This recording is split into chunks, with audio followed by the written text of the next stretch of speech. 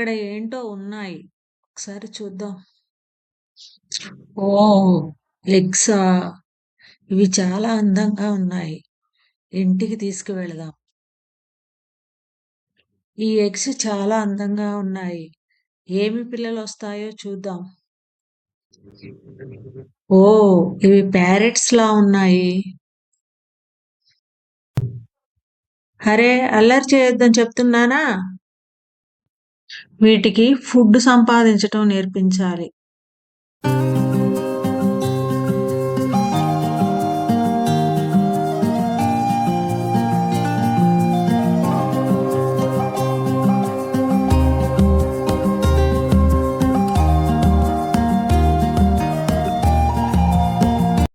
Please subscribe.